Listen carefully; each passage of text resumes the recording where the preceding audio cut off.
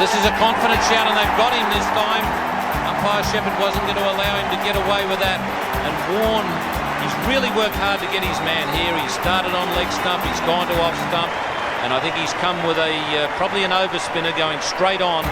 And Umpire Shepherd has decided that one was 108 Test wickets. Yet he came to be defined by his very first delivery on English soil in 1993. Forever known as the ball of the century.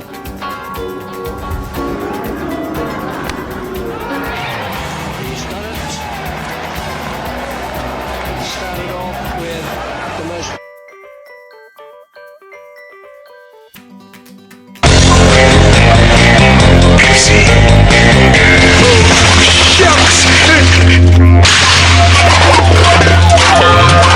Sachin मैं कौन हूँ? एस्कीटो गाय मैं कहाँ हूँ? तुम एक लाजवाब cook हो cook the most famous cook in Honolulu. Let's go. Ayla plane. Chalo bye mate. Have a good flight man. Oh Praji जान तो Honolulu. धोखा दिया ना.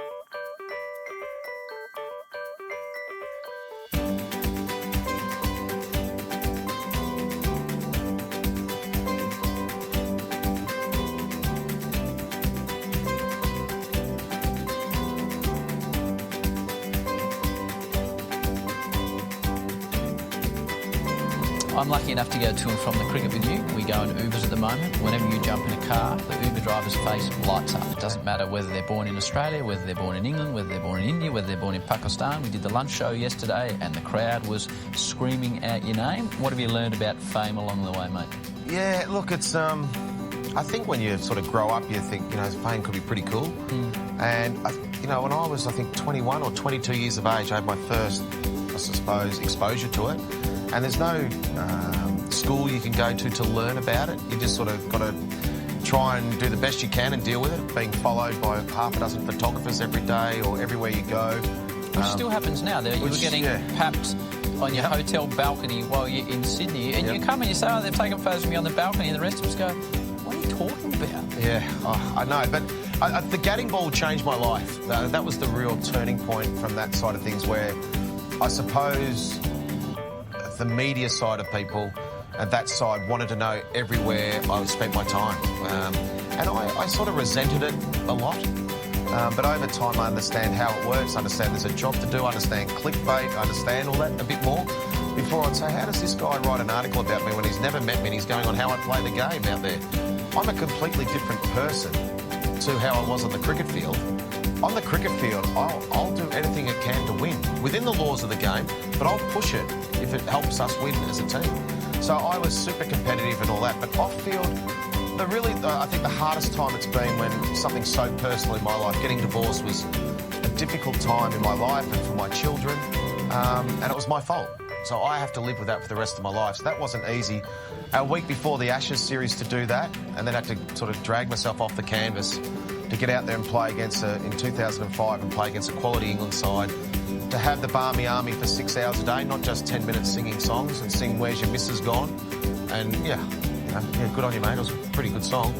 But it was sort of, I'm sitting there worrying about my children that I was hoping going to spend 3 months in the Ashes series with. But because of my own doing, they had to turn around and find a flight. So I was pretty devastated with that. And that was the lowest point in my life. And then I had to go out and play an Ashes series and that. So that was really tough. And my personal life has been played out on the front pages, back pages, women's magazines, and I don't want that.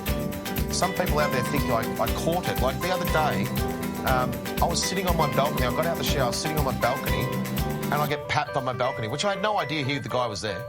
And the next day I read that people saying, oh, he just wanted to strutting with his shirt off on his balcony so he could get picked, people would take... I said, are you serious? I've got my big fat guts out on the balcony as if I want that anyway, you know what I mean? You should be able to have that privacy. So I understand about me, but when it's my children, they follow them from school, and bait you to try and get a reaction, and it's not fair on my children to do that. So, look, I resented it for a while. I understand it now. It doesn't mean that every day is not, to have to try and deal with it every single day is hard for people to understand. A lot of people might just say, just get on with it. Does it really matter?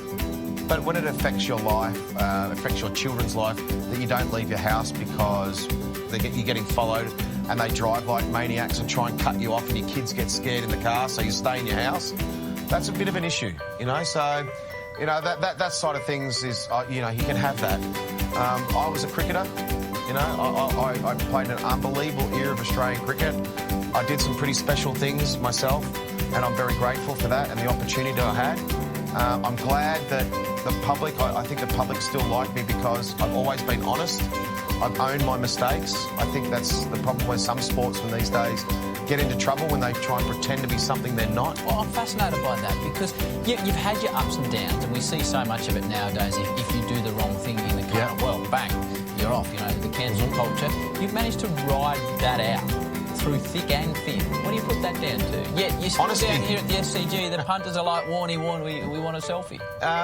Honesty. I think I've never pretended to be something I'm not. I am me. And if you ask me if I think, you should paint that wall red or black, I'll give you my opinion. And it's nothing personal against anyone.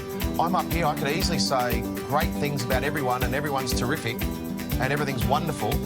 But I like to give my opinion because I think that's our job. We can all sit on the fence up here and not give an opinion and avoid an opinion because we might hurt someone's feelings. I think if we're constructive with what we say, and I think we should give our opinion on what we believe because that's what the punters out there want, because we want to create debate.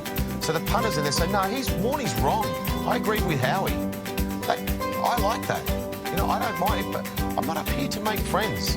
I'm up here to give my opinion on my cricket knowledge over 35 years of what I've seen. And I'd like to think I've earned that right, the respect of what I've been through. I've been through most things you could possibly think of as an international sportsman and an athlete.